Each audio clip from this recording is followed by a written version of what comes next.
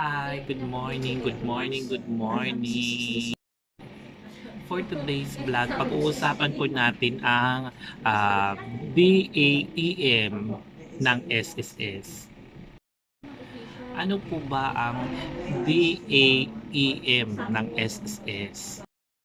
So, bago po muna ang lahat, mag-intro po muna tayo para sa mga hindi pa nakapag-subscribe sa aking YouTube channel at baguhan pa lang kayo sa aking YouTube channel at gusto nyo ma-update sa mga latest kong mga videos na kapupulutan nyo po ng idea about SSS. So, don't forget to subscribe my channel and hit the bell button.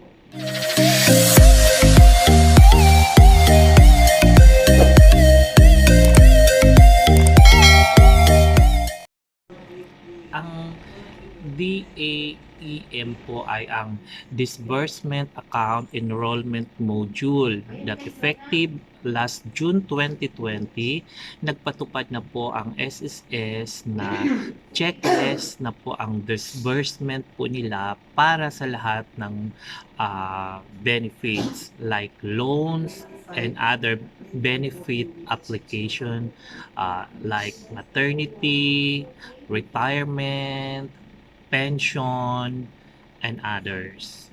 Sino po ang mga dapat mag-enroll sa DAEM?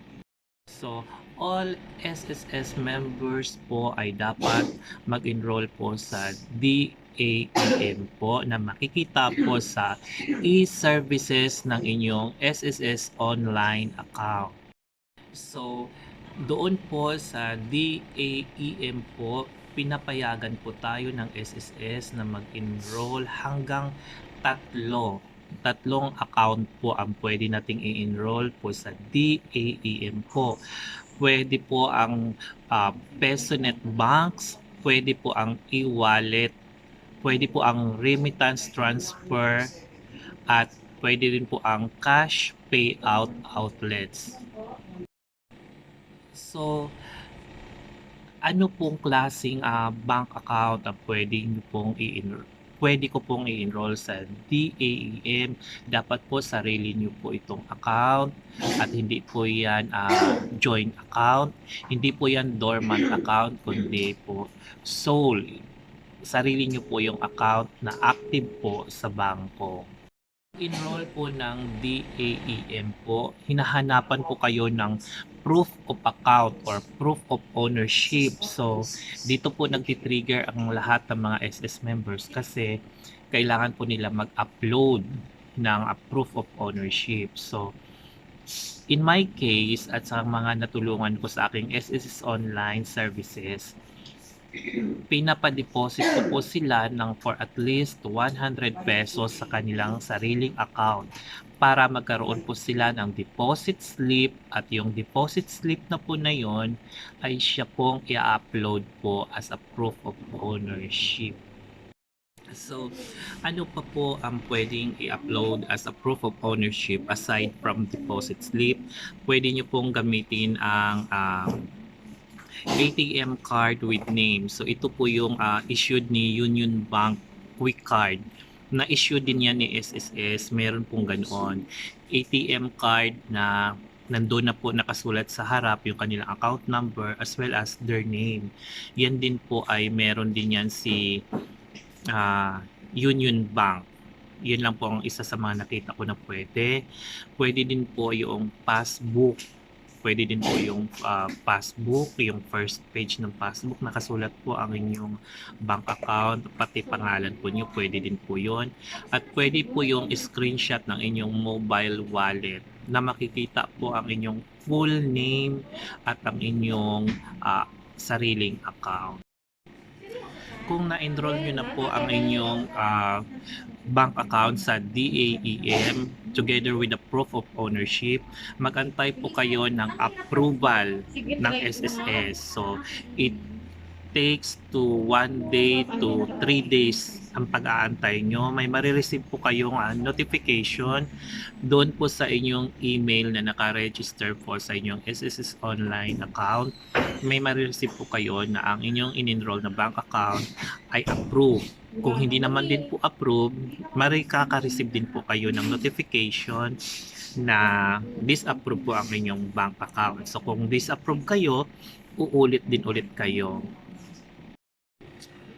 And then, kapag meron po kayong na-enroll na bank account sa inyong disbursement account, enrollment module, kung gusto nyo pong mag-renew ng loan or mag-submit ng loan, makikita nyo na agad kung magkano pong loanable amount po ninyo. Yun po ang kagandahan po doon.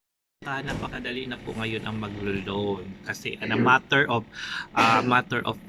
how many days lang, several days, yung proceed po ng inyong loan ay agad-agad makikredit po sa inyong naka-enroll na bank account. Kung kayo po ay SS member, so effective kasi nga yan ng June 2020 last year, dapat po ang lahat ng SS member ay meron na pong na-enroll na bank account. Mag-enroll na po kayo ng bank account sa inyong SSS bago pa mahuli ang lahat. Baka kasi kung kailan kailangan nyo ng pera, kailangan nyo na mag-loan, wala pa po kayong naka-enroll na bank account, kailangan po kayong dumaan sa ganitong proseso. So, huwag nyo nang antayin na dumating yung time na yon. So, dapat ngayon pa lang may naka-prepare na kayo ng mga bank accounts or bank account, isa lang, na naka-enroll po sa inyong DAEM. So, kung meron kayong tanong tungkol po sa DAEM, mag-comment lang po kayo sa aking chat box at kung anong topic ang gusto nyo pong pag-usapan po natin, bibigyan po natin yung sagot. Okay? Okay. Itutour ko po kayo sa office namin. Disclaimer, hindi pa ako SSS employee. Ako po ay employee ng isang private sector. Ako po ay nagpa-process po ng loan. Yan. With my with my friend, my guest. Ayan. Response 800 Yan po. 10 511 Okay. So, 199. don't forget to subscribe my YouTube channel.